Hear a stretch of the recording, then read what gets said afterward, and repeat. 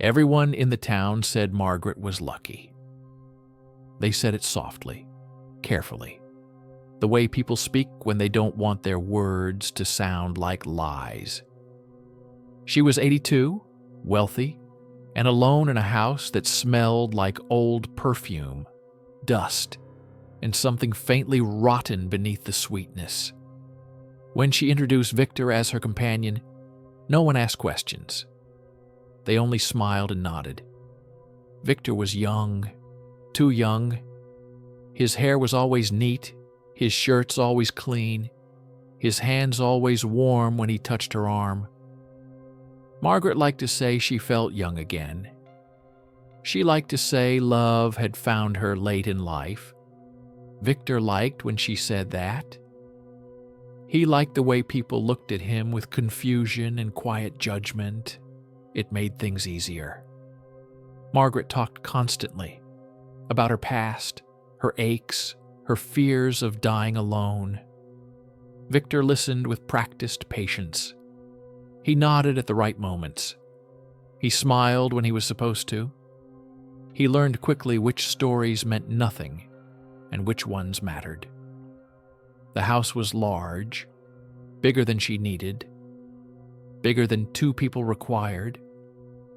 Victor noticed the locked drawer in the bedroom, the heavy safe hidden behind a painting, the way Margaret hesitated before mentioning her will, then mentioned it anyway. She trusted him. She trusted easily. At night she slept early and deeply, her breathing loud and uneven beside him. Victor stayed awake, counting her breaths, counting the seconds between them, wondering how long someone could stop breathing before it was considered natural. Margaret liked to joke about dying in her sleep. She said it with a laugh that turned into a cough. Victor never laughed. He listened, closely. He imagined the house without her voice, without her smell, without the slow, shuffling steps that echoed through the hallway every morning. One evening, she asked him if he would stay in the house after she was gone. Victor said, of course. He didn't specify why. Margaret smiled and squeezed his hand with fingers that felt thin and brittle. She told him she was glad she wasn't alone at the end. Victor squeezed back. He felt nothing. The house creaked at night, settling into itself like an old body shifting in bed. Victor learned its sounds, which boards groaned, which doors whispered when they moved. Margaret slept through it all. Sometimes she talked in her sleep. Names Victor didn't recognize. Apologies that never ended. Victor listened. He always listened. He imagined how easy it would be if she simply didn't wake up one morning. No struggle. No noise. Just silence and paperwork. But something about the house made him uneasy. The walls felt thick, absorbing, as if they had heard similar thoughts before, as if they remembered other people who waited patiently for death to arrive. One night, Victor woke to the sound of Margaret breathing strangely, too slow, too shallow. He held his breath and listened. The house listened too, waiting. But then, she inhaled again. Victor exhaled in disappointment he didn't bother to hide. Margaret woke smiling the next morning. She said she had dreamed of her late husband, standing at the foot of the bed, watching. Victor smiled and poured her tea. He wondered how long it would take for dreams to become invitations. And somewhere deep within the house, something old and quiet seemed to understand Victor perfectly. It had seen men like him before, men who waited, men who measured life in money and patience, and it knew. Victor wasn't the first to think he was in control. Victor began to notice how time behaved differently inside the house. Days passed normally, but nights stretched, thick and heavy, like the air itself refused to move. Margaret's routines never changed: tea at 7, television too loud. Pills sorted carefully into a plastic box every Sunday. Victor learned which ones made her sleepy and which ones made her confused. He never asked what they were for. He only memorized the colors, the shapes, the order. Margaret trusted him more each day. She asked him to help manage her finances, to organize paperwork, to make sure nothing was forgotten when she was gone. Victor agreed eagerly. He read every document slowly: the will, the insurance forms, the handwritten notes Margaret kept in a locked drawer she eventually forgot to lock. Everything led to him. Everything ended with his name. At night, he dreamed of empty rooms filled with money and silence. But the house didn't like his dreams. He started waking up at the same time every night, 3:17. Always 3:17. No alarm, no noise, just a sudden certainty that he was being watched. The hallway outside the bedroom felt longer after dark, the shadows thicker, the air colder. Victor told himself it was stress, anticipation, guilt he didn't actually feel. Margaret began forgetting small things: names, dates, sometimes Victor's name. She laughed it off, said her mind was slipping.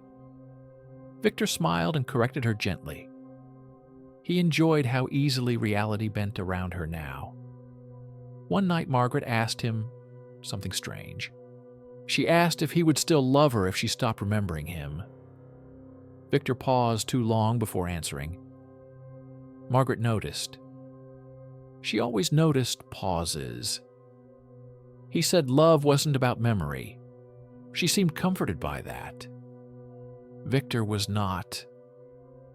The house grew louder as Margaret grew weaker, pipes knocking, floors creaking, doors settling on their hinges, as if it was preparing, as if it was rehearsing for a future without her.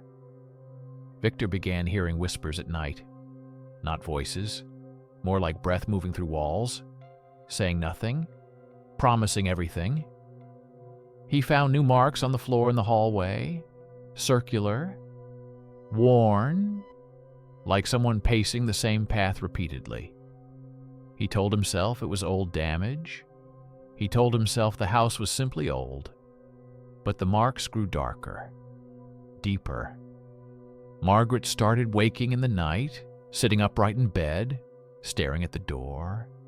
She said she felt someone waiting for her. Victor told her it was just dreams, just fear of the end. He held her hand and felt how cold it was becoming, how light. He imagined how soon it would stop moving entirely. One evening, Margaret fell asleep during dinner, her head slumping forward, her breathing shallow. Victor watched her for a long time, longer than necessary. He imagined standing up, walking away, letting the moment finish itself. The house seemed to lean inward, encouraging, waiting. But Margaret inhaled again. Victor felt anger twist in his chest, sharp and unexpected. He pushed it down and cleaned the dishes. That night, Victor opened the safe. He hadn't planned to. His hands moved on their own. Inside were documents he hadn't seen before. Old deeds, old photographs, faces unfamiliar but unsettling, people standing beside Margaret, younger versions of her, always smiling, always with someone too young beside her. Victor closed the safe. Slowly, the house creaked in approval. He understood then. Margaret was not the first. And he would not be the last. The house didn't belong to her. She belonged to it. And it was very good at keeping people who waited. Margaret began to fade in ways Victor hadn't planned for. Not quickly, not cleanly. She lingered, her body shrinking while her presence grew heavier. She stopped recognizing rooms in the house. She asked Victor where they were, even while sitting in the same chair she had used for years. Victor answered patiently. He had perfected patience. It came easily now, almost naturally. The house rewarded him for it. The whispers grew clearer at night, still without words, but full of expectation. Victor stopped checking the time when he woke at 3:17. He no longer needed to. His body remembered. Margaret started calling him by another name, sometimes by several names in the same sentence. Names of men who had loved her once, or pretended to. Victor corrected her at first. Then he stopped. It didn't matter anymore.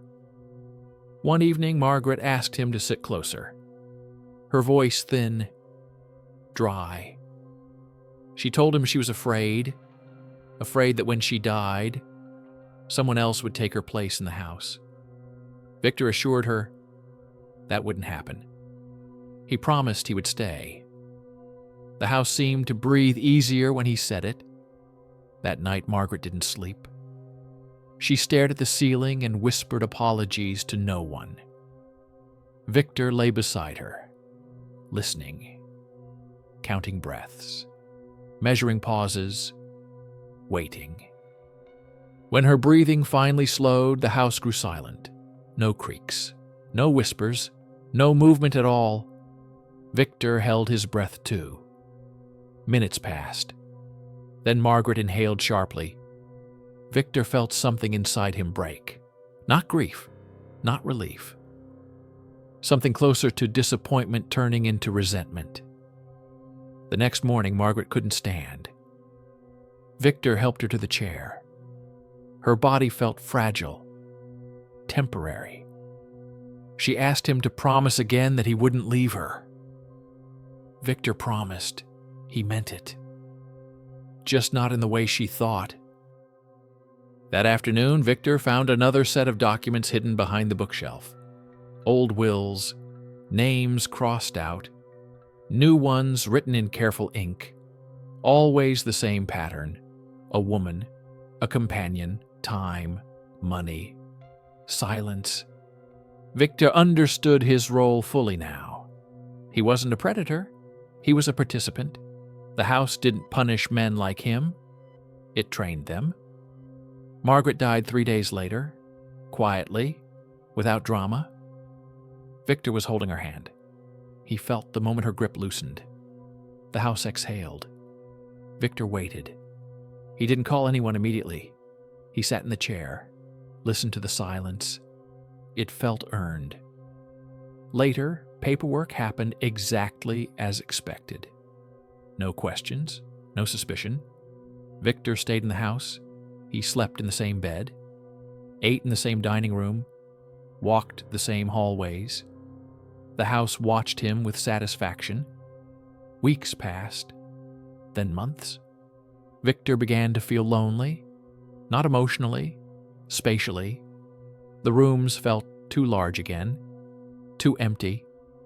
One evening, he found himself sitting in Margaret's chair, his bones aching, his reflection unfamiliar in the dark window.